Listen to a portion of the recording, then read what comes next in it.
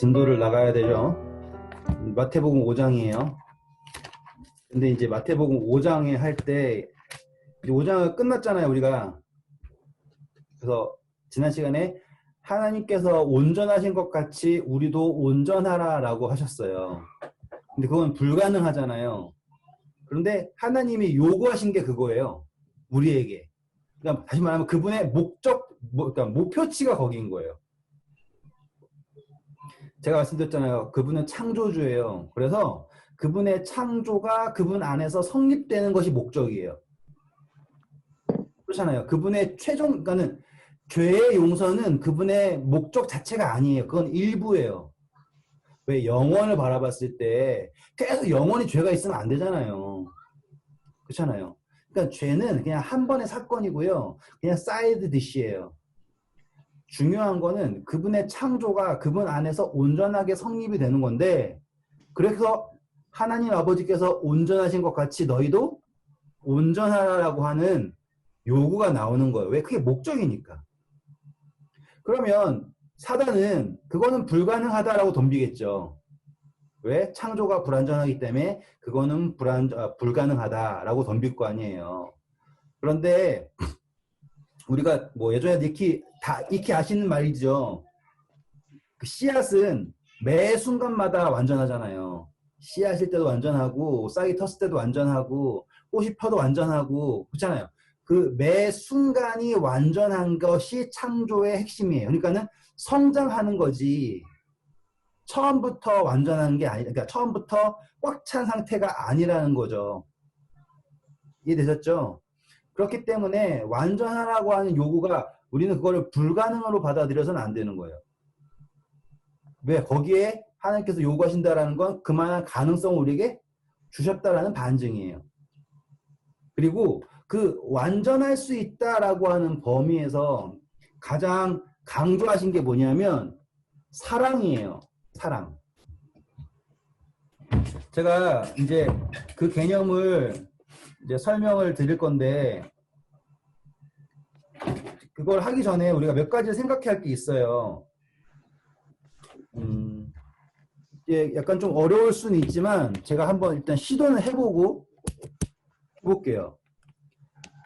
우리 구원을 받으려면 어떻게 해야 되나요? 우리 사람들이 늘 고민하잖아요. 제일 고민하는 게 구원받고 싶은 거잖아요. 하늘나라 가고 싶은 거고.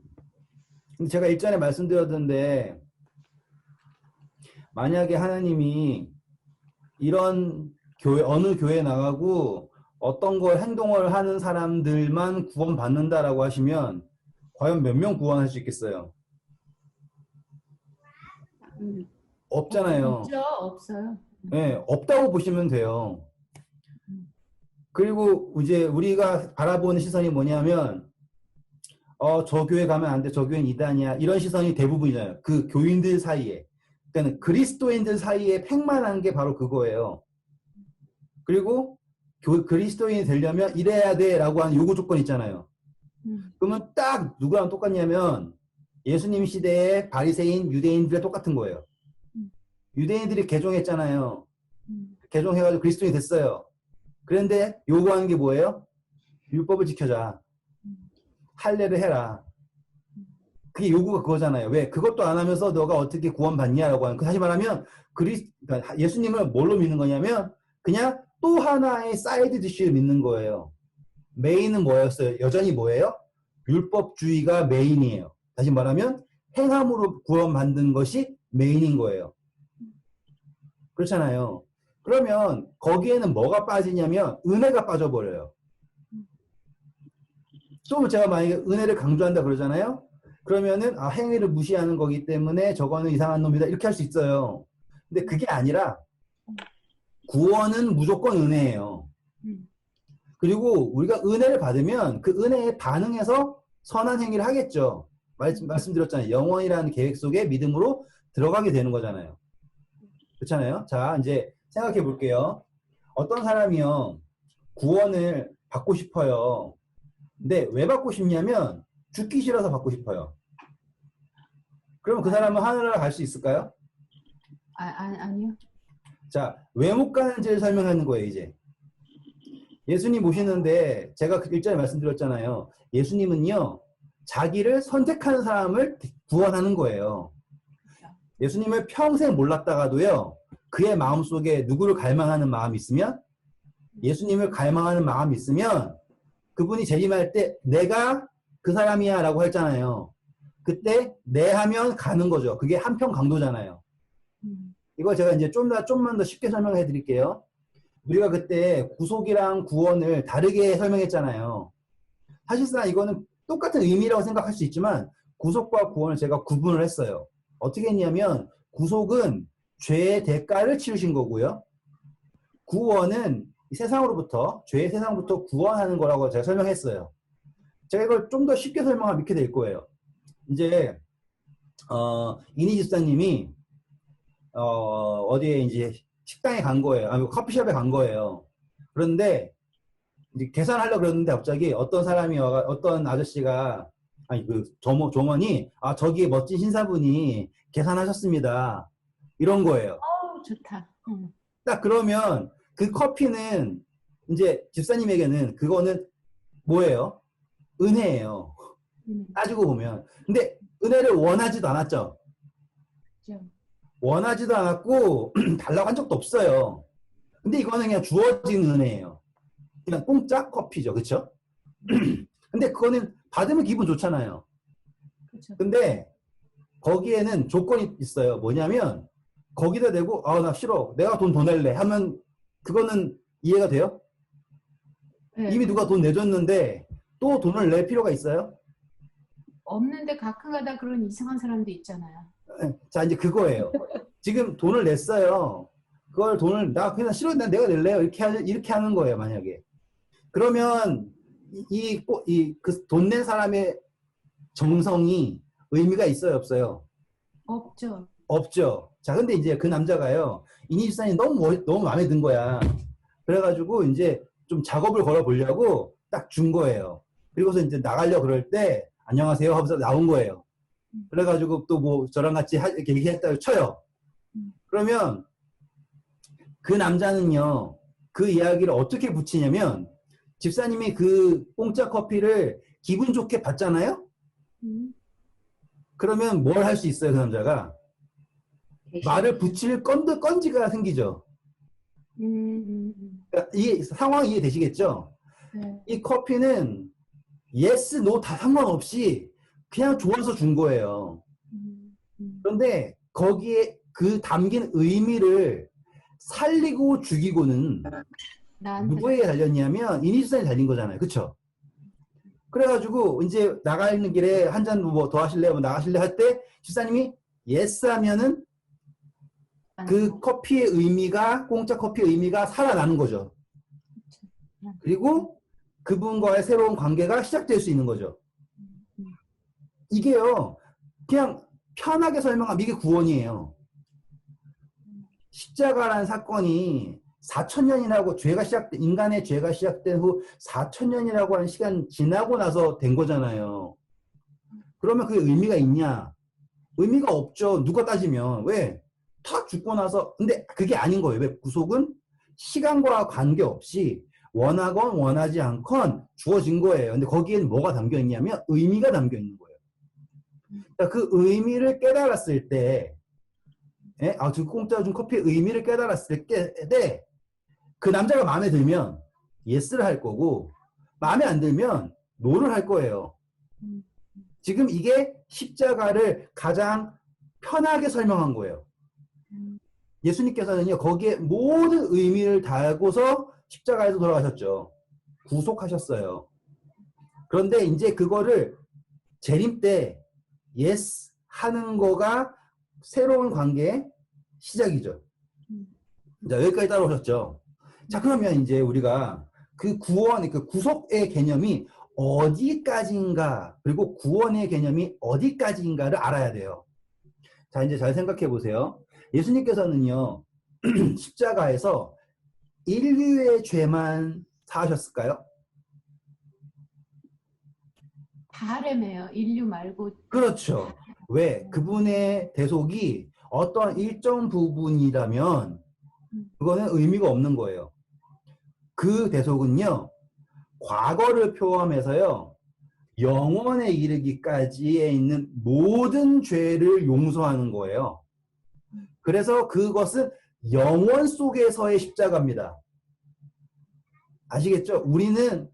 우리가 알고 있는 거는 과거에 지은 죄 용서하는 것 하잖아요. 그게 아니에요. 이거는 영원 속에서 이루어지는 십자가예요. 그리고 그것은 행위를 용서하는 게 아니라 죄의 삭슨, 사망이라고 하는 그 자체를 아시겠죠? 그래서 생명을 주는 거예요. 개념이 완전 달라요. 그러니까 그리고 이거는 모든 존재를 포함하죠. 왜냐하면 창조주이신 그분이 직접, 그렇죠? 모든 책임을 진 거잖아요.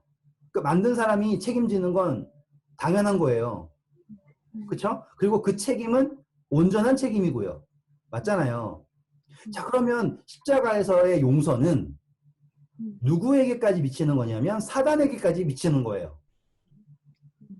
그렇죠? 근데 우리는 어떻게 배웠냐면 사단 용서받을 수 없습니다. 왜? 그 사람이 죄를 시작했기 때문이에요. 라고 얘기를 해요. 자, 이제 거기에 대해서 제가 말씀을 드릴게요. 사단은 죄의 아버지예요. 거짓의 아버지예요. 그렇죠? 그래서 사단은 용서받을 수 없습니다. 이 논리가 얼마나 위험한 논리냐면요. 그러면 사단이 영향을 미치지 않고 누군가의 죄 짓잖아요? 그러면 그 사람도 용서받을 수 없는 거예요. 맞죠? 사단이 죄를 시작하긴 했어요. 하지만 사단이 이후에 어떤 존재가 또 창조됐잖아요. 그렇죠? 근데 사단처럼 그의 마음속에 자유의지가 있으니까 다시 또 일어나가지고 반역을 하고 싶은 생각이 들 수 있잖아요. 그러니까는 사단이 죄를 처음 시작했기 때문에 용서받을 수 없습니다. 그래서 사단이 모든 죄에 대해 책임을 져야 돼요. 라고 논리 있잖아요. 그거는 너무나 위험한 논리예요. 왜? 다음에도 그런 존재가 나올 수 있잖아요. 그렇죠? 그러니까 죄의 책임은 누구밖에 질 수 없냐면 예수님밖에 질 수가 없어요. 그러니까 사단에게 죄의 책임을 지운다라는 것 자체가 말이 안 되는 거예요. 왜? 사단은 결국 수억의 죄인들 중에 한 명일 수밖에 없는 거죠. 그가 먼저 시작했던 말든 간에. 그렇잖아요. 저도 그렇게 생각해서 그게 이상했어요, 항상. 그래서 그 말은 이해가 가는데, 그러면, 네. 이제, 그 새 하늘과 새 땅에서는 이제 다시는 죄가 없고, 뭐 그런 거 있잖아요. 눈물도 없고, 다시는 죄가 없는 거. 네네. 그거는 그러면은, 그러니까, 그게 약간, 그러니까 모든 죄를 포함해서 구속하신 건데, 네. 그죠? 저는 그 다시는 죄가 없는 거를 되게, 맞아. 또 죄를 지으면 그게 미친 거지. 이렇게 생각했거든요. 왜냐면 싹 이게 정화를 시켰으니까. 네. 그리고 다 받고 공부했고, 그러면은, 그때는 다시는 죄가 없는 게 맞긴 맞죠? 저 설명할게요. 좀 기다리셔요. 네. 그 결론까지 가는 과정이 중요한 거예요. 예. 지금 집사님이랑 일반 많은 분들이 생각하는 게 죄를 도말하셨으니까 죄가 없어라고 하는 논리는 그것도 정말로 문제예요. 그러면 그거는 정말 이렇게밖에 안 보는 거예요. 죄가 도말됐기 때문에 죄가 없어라고 하는 논리는 결국에는 가능성조차 다 잘라버렸다는 뜻이잖아요. 그럼 뭐가 없다는 거예요?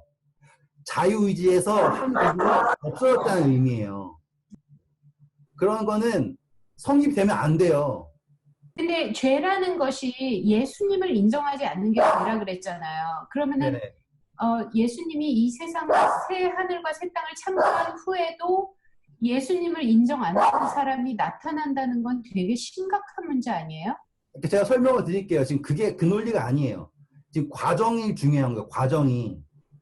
제가 지금 십자가를 계속 설명드리는 이유는 그 과정이 중요해서예요. 그러니까 사단이 심판을 받아야 되는 것은 죄를 시작했기 때문에 심판을 받는다라고 하는 것 자체는 의미가 없어요. 왜? 예수님께서 용서를 하실 수 있으니까. 이해되잖아요. 지금 아들이 몇 명이 있는데 첫째 아들이 먼저 잘못하고 둘째 아들 따라 잘못한다고 해서 둘째 아들을 용서할 수 있고 첫째 아들 용서 못해 너가 제일 먼저 잘못했으니까 이거는 말이 안 되는 논리잖아요. 그러니까요. 그걸 이해하셔야 돼요. 그래서 사단을 용서받을 수 없다라고 한 논리를 지우셔야 돼요. 사단을 용서하실 수 있어요. 하나님은. 이해되셨죠? 그런데 왜 성경은 사단이 용서받지 못한다라고 단정 지어놨냐 이거예요. 이해되셨죠? 계시록에 사단이 멸망하잖아요. 그게 단정돼 있어요. 그냥 미래를 본 거 아닌가? 하나님. 그거를 설명해 드리려고 그러는 거예요, 지금. 그게 잘못 이해가 되면 이제 사람들이 다 헷갈리는 거예요. 잘 따라와 보세요. 자, 예수님이 성경에는요, 마지막에 멸망당하는 존재 중에 이름이 정확하게 기록되는 거는 사단밖에 없습니다. 그렇다는 건 뭐냐면 하나님께서 예언으로 멸망당한다라고 확정한 존재는 사단 말고 없어요. 그리고 어떤 존재들이냐면 사단을 따르는 존재들, 그래서 짐승의 표를 받은 존재들은 사단과 함께 멸망당한다가 결론이에요. 자, 근데 그게 왜 성립이 되냐?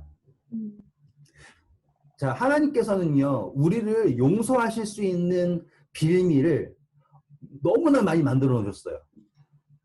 첫 번째, 하나님은 절대로 그분의 모습을 보이지 않아요. 그게 얼마나 큰 은혜인 줄 아세요? 만약에 우리가 그분의 모습을 보고도 범죄하잖아요?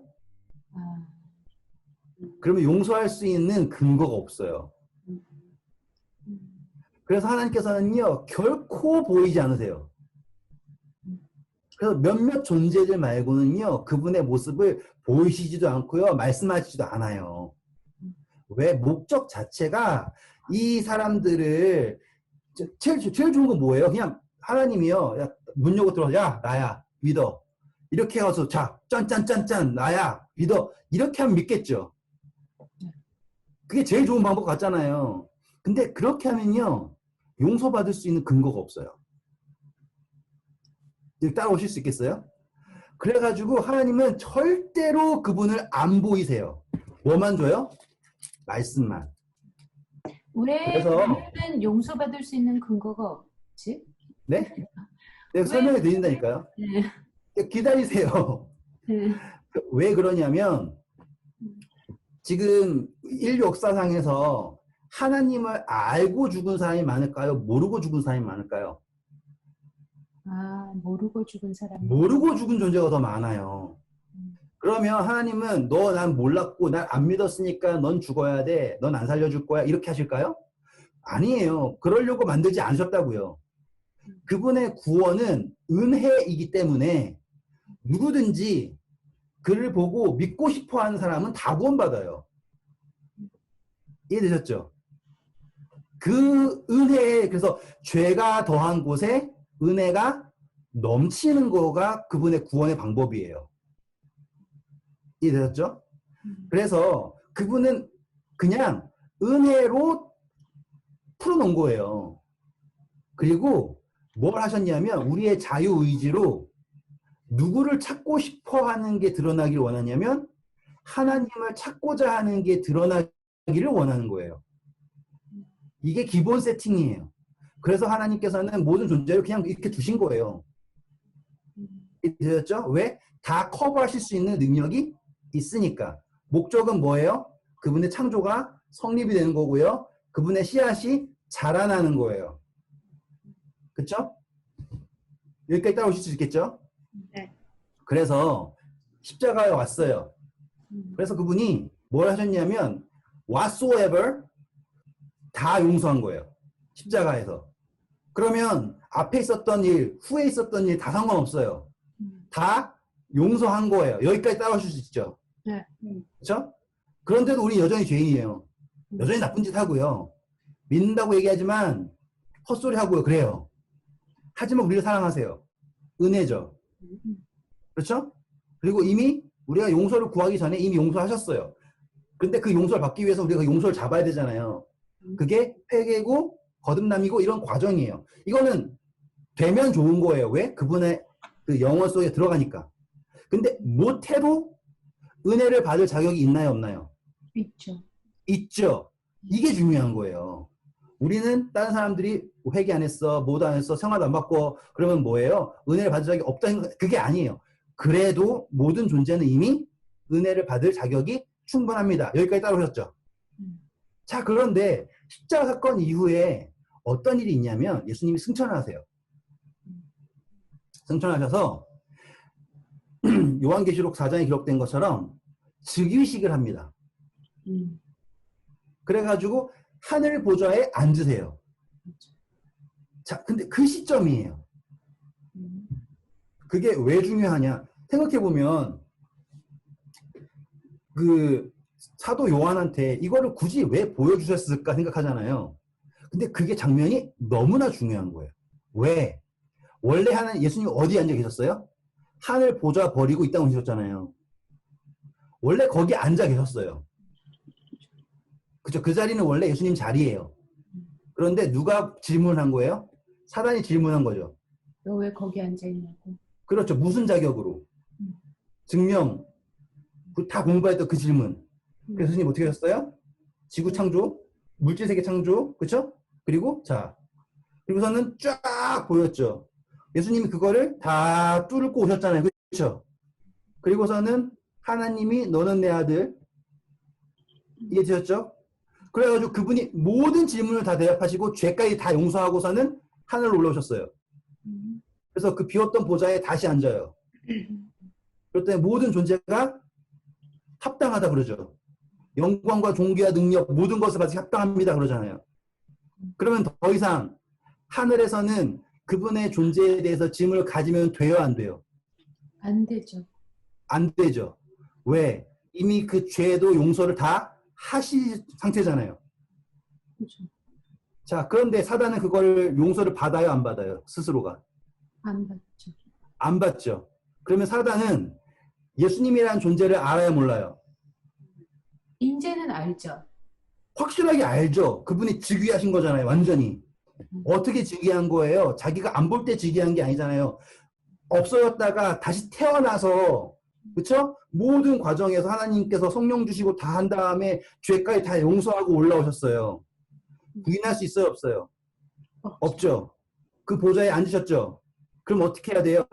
그분의 십자가의 은혜를 받아야죠. 그 왜 안 받지? 예. 그러니까요. 근데 사단은 어떻게 해요? 안 받죠.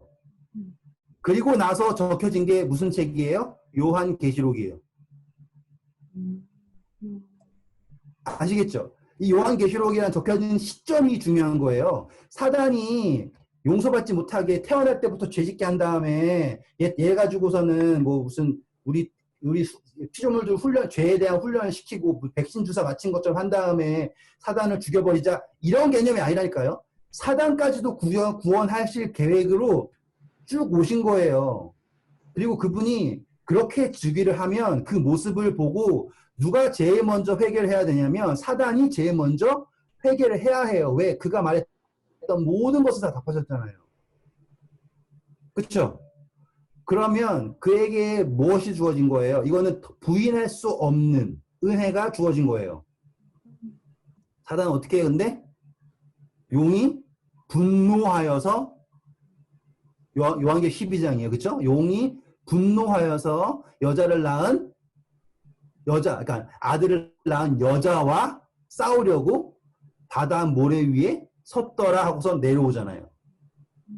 그게 그가 예수님의 은혜를 받지 않겠다라는 것을 스스로 보인 거예요.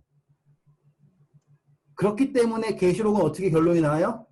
사단이 멸망한다로 결론이 난 거예요. 그러면 여기에서는 하나님이 사단을 조종해서 멸망시킨 것다. 그게 아니잖아요. 왜? 사단은 모든 것을 목도하고도 안 믿었죠. 자, 그 똑같은 결론이 인류에게도 주어지는 거예요. 이제 따라오실 수 있겠죠. 지금까지 정말 하나님 있으면 보여줘요 그러지 안 보여주잖아요. 끝까지. 그게 은혜라니까요. 계속 안 보여주고요. 언제 딱 보여주냐면 지금 예수님께서 하늘에서의 즉위식은 그때 하셨어요.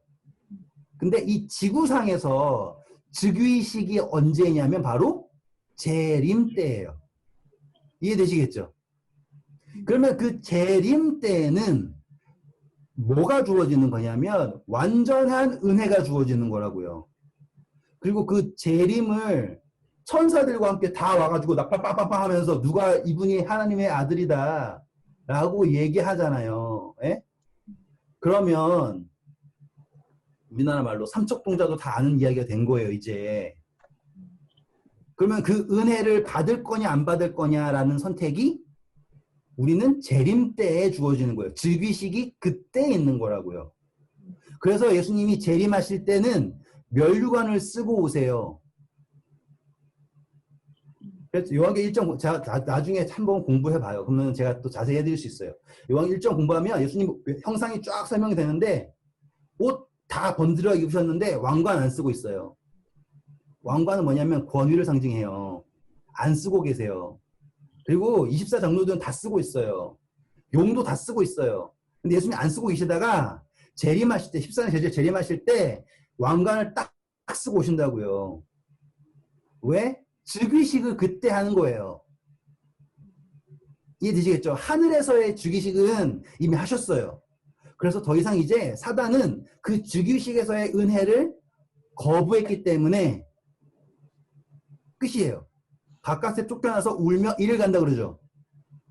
그 마태복음에 나온 비유 잘 생각해 보세요. 달란트의 비유는 사단은 이미 이를 갈고 있는 거네요. 사단은 그렇죠. 이제는 기회가 없는 거네요. 사단은 그때 끝난 거예요.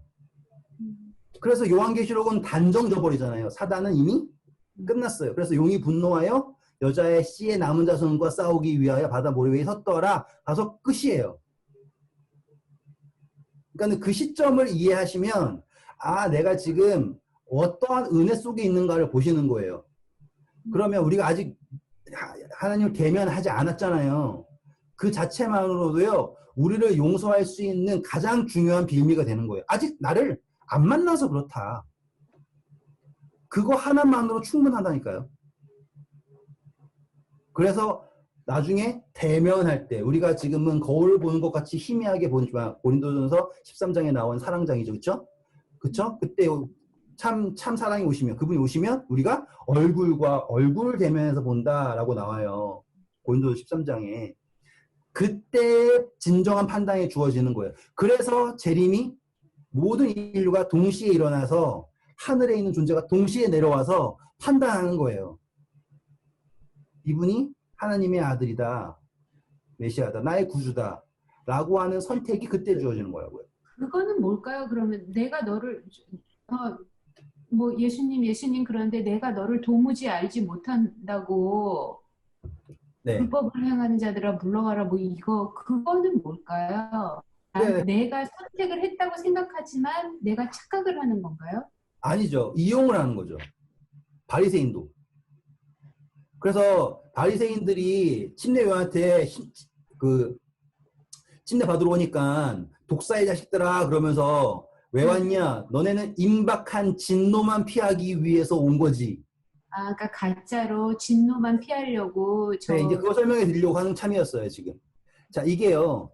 우리가 생각을 할 때 제가 말하는 대로라면 구원받는 게 너무 쉽잖아요. 그렇죠. 그렇죠. 제가 말하는 대로라면 너무 쉬운 거예요. 그러면은 기존에 이제 특별히 이제 SDA 분들은 화를 낼 거예요. 왜? 구원이 너무 쉽잖아요. 또 아무렇게나 해도 되는 거야? 근데 그게 아닌 거예요. 예수님 로마서 보면은 몰랐을 때는 간과하셨으나 알면은 간과하지 않으시는 거예요. 왜? 안다라는 것 자체가 뭐냐면 그것을 할 수 있는 기회를 주시는 거고 그분의 구원의 계통 그 사역 쪽으로 인도하신 거잖아요. 그런데 그 사역을 언제 하셨냐면 생각해 보세요. 4,000년이 지날 때까지 이방에다가 복음 안 전하셨어요. 이방 중국이든 뭐 아메리카든 아프리카든 신경 안 쓰셨다고요. 그럼 뭐예요? 하나님이 다 그 사람들 버렸던 거예요? 아니잖아요. 이사야서 보시면요. 이 소선지서 보잖아요. 그러면은 이스라엘에게 주신 메시지보다요, 화이스진저도 아수르요, 화이스진저도 어디요, 이렇게 한다는 말이 뭐냐면 그 나라들도 다 챙기셨어요. 하지만 용도가 달라요. 아시겠죠? 지금 인간을 구원하는 건요, 모두 다 은혜예요. 하지만 역사를 주관하는 건 하나님의 특권이죠. 권한이잖아요. 그래서 이스라엘이라고 하는 건 걔네가 의인이어서가 아니잖아요. 하나님께서 그걸 택하셔서 거기에서 누가 나오도록 하는 게 목적이에요. 메시아가 나오도록 하는 게 목적이에요. 그래서 그걸 한 거예요. 다른 민족도 사용하지 않은 게 아니라고요. 그쵸? 근데 예수님 십자가 이후에는요, 뭘 하셨냐면, 이제는 그 복음이라고 하는 게 전해져야 되는 거예요. 다시 말하면 사단이 지배하고 있는 상황 속에서 하나님의 복음이 전파되는 걸 증명해야 되잖아요. 그쵸? 그러니까 지금 구약은 메시아가 태어날 수 있는가라고 하는 질문이에요. 이제 신약은 하나님의 복음이 사단의 세상 속에서 어떻게 성장할 수 있는가, 그리스도인이 어떻게 성장할 수 있는가 증명하는 거잖아요. 그게 신약이잖아요. 그래서 이제 복음이 전해지는 거예요. 여기까지는 따라오실 수 있겠죠. 네. 그러니까 지금 구원이라고 하는 것은 은혜예요. 그리고 우리가 그분의 말씀을 듣고 사는 건 특권이에요. 그런데 이제 구원이 너무 쉽게 느껴진다. 그럼 난 막 살고 내 마음속에서 진심만 있으면 되겠지? 라고 생각하는데 그게 안 되는 거예요. 왜? 하나님 뭘 보시니까? 중심을 보시니까.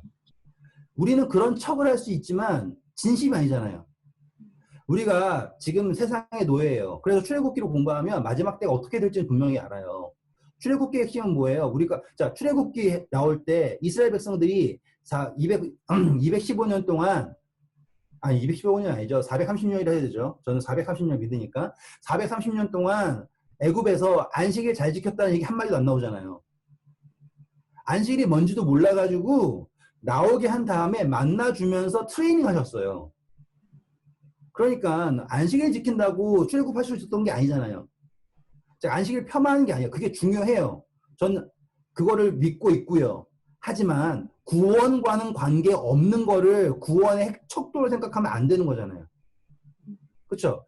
자, 이스라엘 백성들이 뭐라 그래요? 걔네가 채식했나요? 아니잖아요. 나오자마자 뭐라 그래요? 아, 내가 애굽에 있을 때는 마늘, 양파, 뭐 고기 뭐 했는데 걔네 채식 안 했다고요. 그렇잖아요. 뉴스타트 안 했어요. 그런데 구원 받았잖아요. 다시 말하면 구원의 척도와 생활의 특권은 다른 거예요.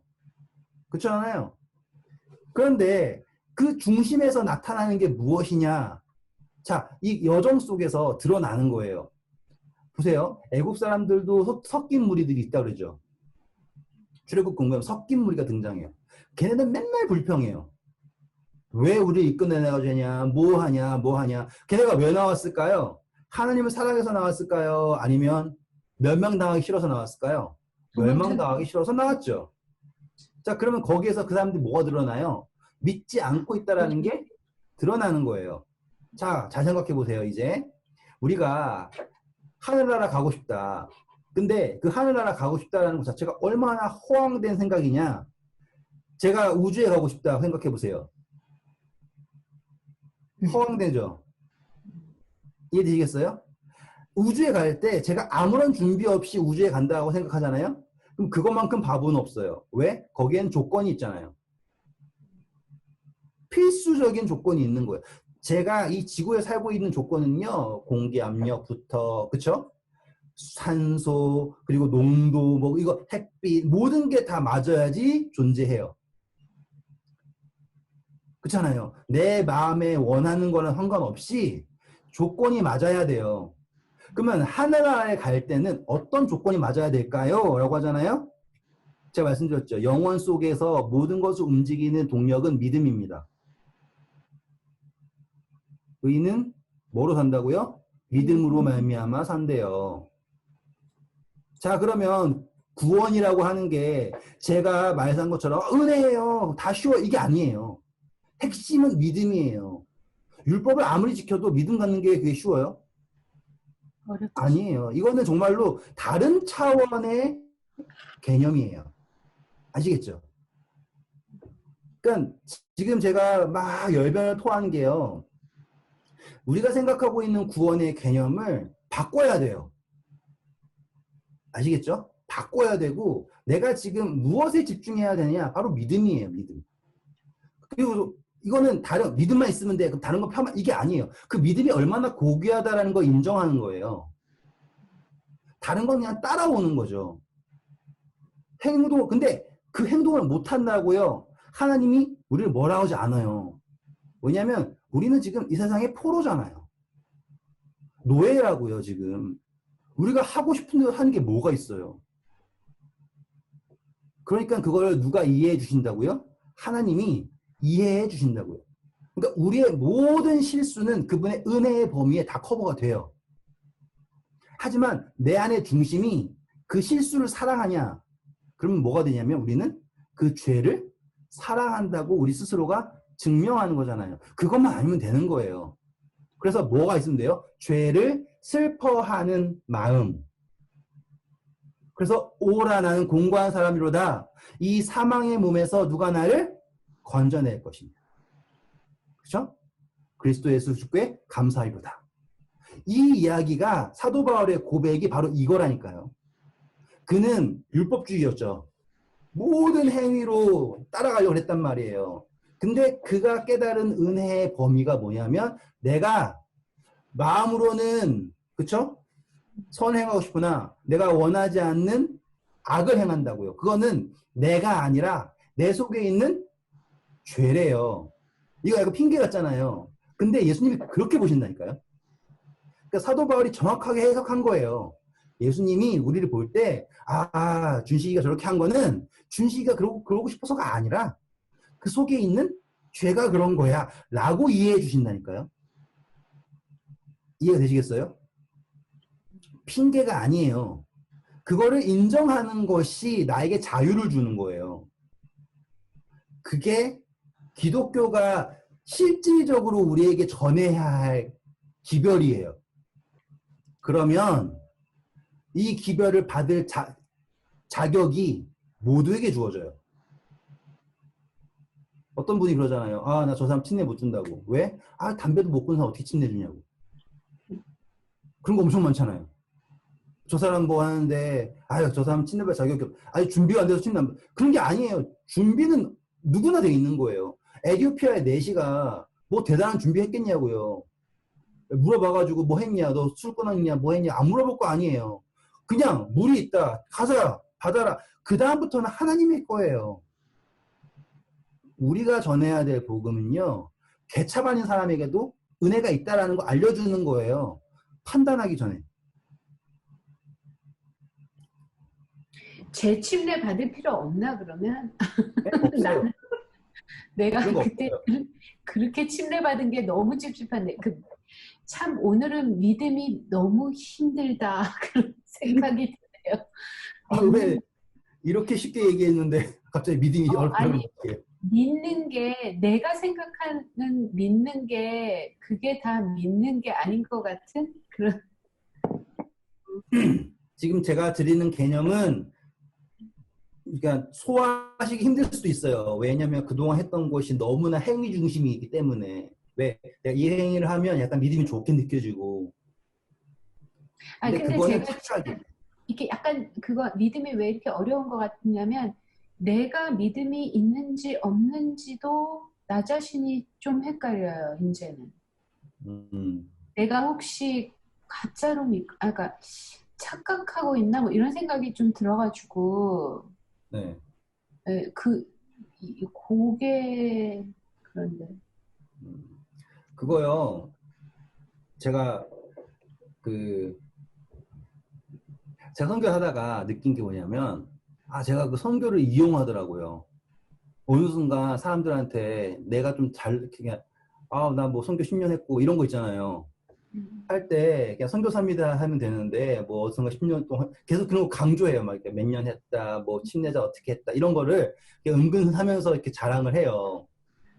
그러니까 제가 그거 믿음을 이용하는 거잖아요. 하나님을 해가지고 빙자해가지고 내가 영광을 취하는 거잖아요. 그게 제일 위험한 거죠, 그렇죠? 그런 게 다 에브리바디가 좀 있죠. 모두가 그게 가지는 그거예요. 그런데 그것마저도 하나님은 우리를 이해해 주신다고 생각하시면 돼요. 저도 그렇게 하잖아요. 그럼 저도 하고 나서 엄청 후회해요. 그러면 집에 와가지고 기도하면서 아, 내가 또 그랬다. 하나님 그러잖아요. 근데 중요한 건 제가 믿는 건 그거예요. 그것마저도 이해하신다고요. 그리고 그것마저도 우리가 지금 성장하는 과정이라는 거가 저는 감사한 거예요.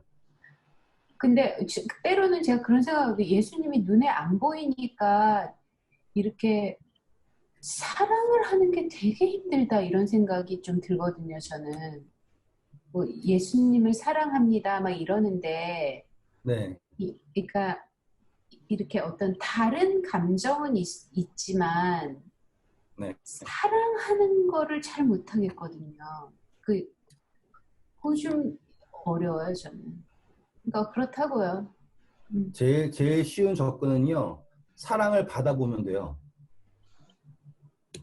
제가 예수님 사랑하는 척하고 사는 게 오래됐죠. 왜냐면은 제가 3대째 교인이고, 그리고 교회에서는 또 어떻게 신앙 좋은 척 해야 되고, 그래서 사랑하는 척을 했어요. 나도 좀 그런 게 아닌가 지금. 근데 힘들었어요. 근데 제가 성경하면서 제가 사랑을 받아보니까 사랑하게 되는 거예요. 우리가 사랑하면 그가 먼저 우리를 사랑하셨기 때문이에요. 그러니까는 내가 지금 사랑하는 게 어렵다라고 생각하시는 것 자체가 사랑을 못 받아서 그러니까 못 받은 게 아니에요. 못 받은 게 아니고 내가 그거를 좀 여셔야 되는 상황이에요. 그러니까 그게 열리잖아요. 그러면 가슴이 먹먹하게 사랑받고 있다는 게 느껴지고 그리고 그 사랑에 못 이겨서 뭐 이렇게 말이 나와요. 우리 모두를 위해서 좀 기도합시다. 그래서 그건 꼭 힘든 일을 겪었을 때 사랑을 느꼈다가 아니라요. 그냥 벅차오를 때가 있어요. 정말로 막 그냥 꺼이꺼이 하면서 할 정도로 벅차오를 때가 있어요. 근데 중요한 거는 그걸 못 느껴도 은혜의 범위예요. 걱정하지 마세요. 중요한 거는 성장하고 있다라는 거예요. 그리고 하나님께서 지금 우리에게 이러한 말도 안 되는 모니터 보고서 하고 있는 이런 기회를 주셨잖아요. 이것조차 은혜라는 거고 부르시고 계시다라는 거고 그 목소리를 들으셔야 돼요. 그게 중요해요. 자, 이제 본론으로 들어올게요. 이야기가 엄청 길어서 돌아왔는데 전체적인 개념을 아시겠죠? 은혜의 개념을. 그래서 지금 하나님께서는 그 은혜가 있기 때문에 온전한 은혜가 있기 때문에 우리가 뭐 하라고 요구를 받을 수 있는 거예요? 하나님처럼 온전하라고 하는 요구를 받을 수가 있습니다. 이해되셨죠? 너 온전하지 못해? 혼나야겠어? 이게 아니에요. 우리를 품으시는 완전한 은혜가 있기 때문에 온전하라고는 요구를 하실 수 있다라는 걸 그걸 말하기 위해서 지금 42분째 얘기했네요. 얘기하다 보면은 저도 뭐 이렇게 할 얘기가 많나 싶어요. 계속 얘기하고 있어. 저는 감사해요. 수다쟁이 같아요. 수다쟁이. 감사해요. 아유, 감사합니다. 어떻게 뭐 선무당이 사람 잡는다고 저는 뭣도 모르니까 그냥 다 감사해요. 오늘의 말씀. 아유. 인연님 많이 아는 사이에서 더 찾으려니까 이제 나는 완전 깡통이야. 아니 언니 아는 상태에서 더 막 들어가려니까 나는 다 그냥 감사해요. 원희가 많이 읽어서 원희가 좀 많이 지금도 알지. 반성해서 나도 우리 애들을 무조건 사랑하자. 꾸짖지도 말자. 너무 늦었다.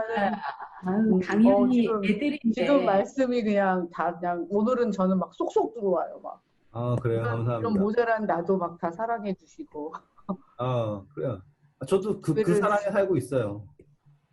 진짜 저는 너무 감사해요. 저는 진짜 느끼는 게, 그 과부의 마르지 않는 기름병 같은 삶을 살고 있죠. 자, 그래서 오늘의 이제 주제는 이제 마지막 10분 남았는데 6장이에요. 지금 이 개념을 알고서 6장 1절 읽어보세요. 사람에게 보이려고 그들 앞에서 너의 의를 행하지 않도록 주의하라. 그리하지 아니하면 하늘에 계신 너희 아버지께 상을 받지 못하느니라. 이해되시겠어요, 이제? 네. 네, 이거라니까요. 그러니까 이 개념을 알고서 읽으면 그거지 이렇게 나온다고요. 2절도 그러니까 사람이 구제할 때 외식하는 자가 사람에게서 영광 받으려고 회당과 거리에 사는 것 같이 너희 앞에서 나팔 불지 말라. 진실로 너희에게 이르노니 그들은 자기의 상을 이미 받았다. 그럼 뭐예요? 하나님으로부터 받고 싶어 하지 않는다요. 하나님으로부터 온 영광을 구하지 않고 누구의 영광을 구하고 있다? 사람의 영광을 구하고 있다. 이해됐죠? 네. 자, 이제 3절은 3절, 4절 하면 오늘 끝나겠네요. 3절, 4절 읽어주세요. 너희는 구제할 때 오른손이 하는 것을 왼손이 모르게 하며 내 구제함을 은밀하게 하라. 은밀한 중에 보시는 너희 아버지께서 갚으시리라. 자, 이거 가지고서는 여러 가지 해석이 많이 나와요. 그래가지고 어떤 사람은 뒷짐 지고 사는 사람도 있고요. 왜 오른손이 한 걸 이렇게 아, 진짜로. 구제할 때 뒷짐 지고서 구제하는 사람 되게 많아요. 진짜로요. 성경에 그렇게 나왔다고. 그건 좀 똘이다 똘. 근데 진짜 그런 사람 되게 많아요. 그러니까 이거는요, 그 문맥을 문맥이 아니라 그 사람 이 개념을 이해해야 돼요. 이 유대인이요 밥 먹을 때 다 이렇게 기대서 먹어요. 이렇게 다 그래서 유다의 품에 예수님이 안겨 있고 예수님의 품에 요한이 안겨 있고 이렇게 다 기대서 먹어요. 그래가지고 떡을 누가 주냐면 제일 끝에 있는 사람한테 주잖아요. 그러면 떡을 이렇게 건네줘요, 이렇게. 그래서 오른손은요, 떡을 건네주는 손이고요.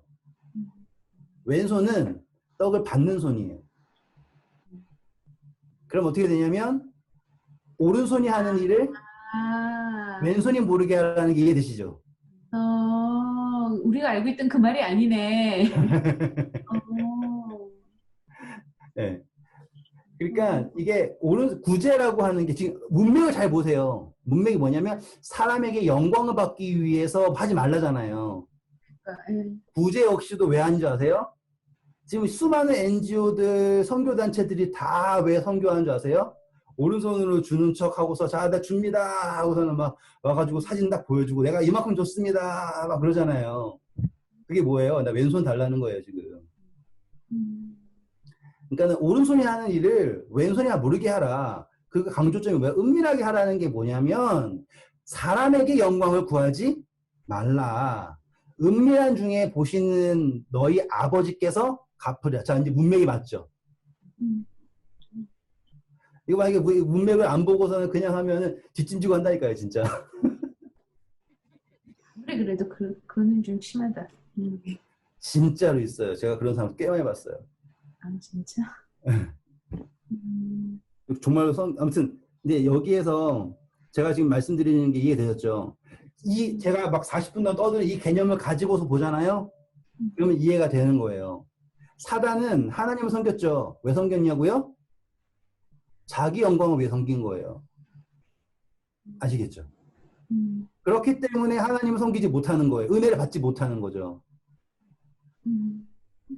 지금 많은 교파들이 있죠. 저도 그 교파의 한 사람이잖아요. 그런데 그 교파가 추구하는 게 무엇이냐?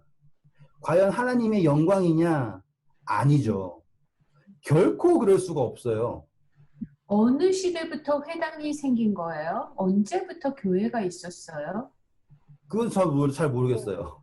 에클레시아라고 하는 게 교회라고 하는데 그리스도인들이 모이기 시작했어요. 그래서 그거를 마가의 다락방 그게 첫 교회다 이런 식으로 생각하는 사람도 있어요. 오순절 다락방 이런 걸. 근데 모이기를 힘쓰라라고 해서 그 모였다라고 해서 그 교제한다. 그게 이제 교회의 시작이에요. 그거는 제가 뭐 이제 아는 거죠. 근데 언제부터 교회가 있었다. 뭐 그거는 잘 모르겠어요. 그리고 회당이라고 하는 문화는 왜 생겼냐면 예루살렘이라는 존재가 있고요. 근데 예루살렘 갈 수가 없잖아요. 그래가지고 레위인들이 그 지역에서 섬기잖아요. 그래서 그 지역에 있는 예배드리는 곳이에요. 그러니까 그런 모임이죠. 근데 교단은 어쩔 수 없이 바벨론이 돼요. 그거는 그냥 그냥 태생 자체가 시작부터가 그거는 바벨론이 될 수밖에 없는 태생이에요. 어쩔 수 없어요. 그냥 좀 덜 바벨론, 덜 바벨론 그게 아니잖아요. 그냥 결국엔 그냥 존재 자체가 바벨론이에요. 그러니까 저도 교단 속해 있는 사람이에요. 저는 뭐 그래서 그거를 와서 없애다 이게 아니에요. 지금 거기에 의존한다라는 것 자체가 문제예요. 그래서 우리는 그리스도인이 되어야지 어떤 교단의 사람이 되면 안 됩니다. 맞습니다. 이해되셨죠? 네. 그거예요. 교단을 지키기 위해서 목숨을 바치면 안 돼요. 그리스도 그분의 재림을 위해서 순교를 해야지. 이해되셨죠? 사단은 그걸 이용한다니까요. 그래가지고 우리에게 어떤 마음을 주냐면 이거 나중에 할 이야기지만 예수님이 십자가 달리실 때 사람들이 누굴 달라 그래요? 예수 바라바를 달라 그래요. 바라바라고 하는 예수예요. 바라바의 이름이 예수예요. 그래서 예수님은 예수 그리스도고 바라바는 예수 바라바예요. 둘 다 예수예요. 진짜? 나중에 할 이야기인데 미리 해드리는 거예요. 그런데 사람들은 이 둘 다 정치꾼들이에요. 그러니까 둘 다 정치범이죠, 사실상. 예수님도 자기가 유대인의 왕이라고 그랬고 이 바라바도 독립운동가였어요. 그러니까 이걸 가지고서는 하는데 사람들이 누구 선택하냐면 정치꾼을 선택하는 거예요. 똑같다니까요. 지금 우리에 있는 모든 이 교단은요, 결국에는 예수님을 선택하지 못해요. 그게 교단의 맹점이에요. 왜? 예수님을 선택하면 교단이 문 닫아야 할 상황이 훨씬 많거든요. 그러니까 그 지도자들 뭐라 그러는 게 아니라 태생 자체가 그럴 수밖에 없다라는 거예요. 그리고 이 태생 자체가 오른손이 한 거를 왼손이 모르게 할 수가 없어요. 왜? 교단은 업적을 세워야 되잖아요. 그러니까 항상 왼손이 있어야 돼요. 그러니까 결코 그 어디에도 선행이 있을 수 없죠. 왜? 지금 안식일교회 가장 문제가 뭐예요? 목사님들한테 11조 목표 세워라. 그리고 침례자 목표 세워라. 그거만큼 잔인한 게 있어요. 그건 뭐예요? 은혜로, 말씀으로, 능력으로 하는 게 아니라 작전으로 하는 거잖아요. 그러니까는 결국에 예수님께서 말씀하시는 사람에게 보이려고 하면 안 된다라고 했던 그 말을 지금 다 사람에게 보이려고 하고 있잖아요. 그래서 지금 우리가 예수 그리스도의 능력도 없고 뭐만 있어요? 모양만 있는 거예요, 지금. 제가 너무 주제넘는 이야기를 해서 죄송합니다. 저도 아니에요. 공감해요. 제가 너무 주제넘는 이야기를 한 것 같긴 한데 네, 공감해요. 제가 받고 있는 그 무게예요. 그러니까 그 사역의 무게가 그거예요. 과연 우리는 어떤 신앙을 해야 되는가? 왜 나는 이 신앙을 추구하지 못하는가라고 했을 때 우리에게 있는 장애물은 오히려 이거라는 생각이 드는 거예요. 근데 그거를 뭐 하나님께서 아시겠죠? 하나님께서 세우셨으니까 하나님께서 요나가 있던 그 덩굴도 아끼셨잖아요. 분명히 아끼시고 계획이 있으시다는 걸 믿습니다. 자, 그래서